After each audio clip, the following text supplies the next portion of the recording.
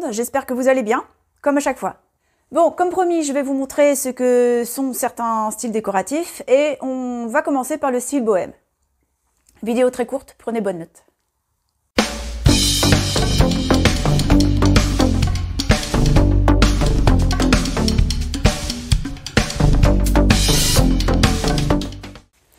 Alors, le style bohème se caractérise par l'authenticité. Il s'agit de la découverte des cultures nouvelles, des voyages. Ce style est inspiré du folklore gypsy, tzigane, gitan, indien.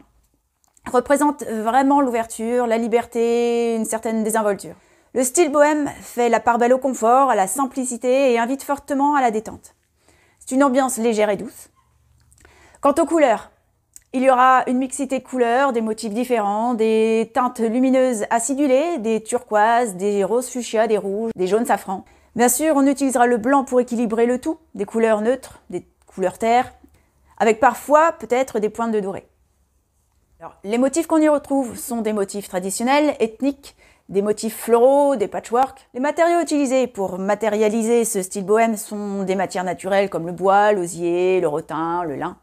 Et on meublera notre intérieur de manière très simple, du mobilier éclectique, des meubles légers, démontables parfois, à roulettes, parce qu'on aimera leur changer leur place, des meubles vintage, dépareillés.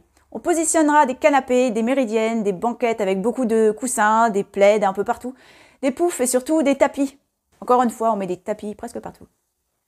Alors mon conseil, attention aux couleurs. Trop de couleurs tue la couleur. Et du style bohème, on passe facilement au style Bollywood. Restons dans les couleurs naturelles, chaudes, aux nuances proches.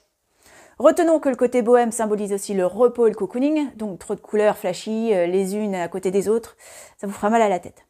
Donc doucement. On continue avec les accessoires qu'on peut intégrer dans cette décoration bohème. Alors on peut accumuler les objets et les étoffes au look artisanal et au look folklorique.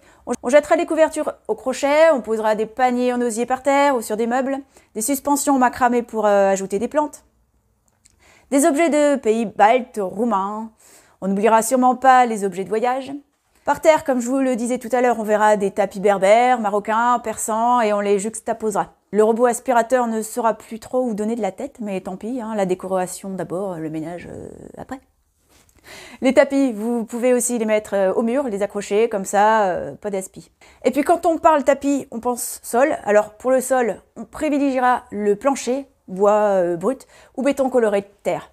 Passons au textile. On choisira des textures douces et naturelles, des tissus en velours, en laine, en cachemire.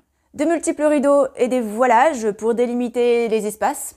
Dans un même espace, plusieurs fonctions que l'on organisera grâce à de jolis voilages qu'on tire ou range selon les moments de la journée. Et la lumière dans tout ça. On la choisira tamisée, des guirlandes lumineuses, des bougies. J'adore les bougies. Mais comme à chaque fois, on fait attention. Hein, on s'en va pas comme ça en laissant le feu. Hein. Les photophores, pourquoi pas. Recouvrez vos lampes d'un joli tissu coloré qui laissera passer la lumière avec une jolie teinte chaleureuse.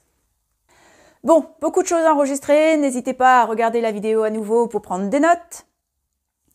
J'espère que ce style bohème vous attirera, moi j'adore. Les autres styles déco arrivent vite. En attendant, pensez au pouce en l'air, à la cloche pour recevoir les notifications des nouvelles vidéos. Pensez à vous abonner aussi, ça serait super. Sur ce, je vous souhaite une bonne journée, une bonne soirée, une bonne nuit selon le moment de la journée où vous regardez la vidéo. Et je vous dis à très vite. Ciao!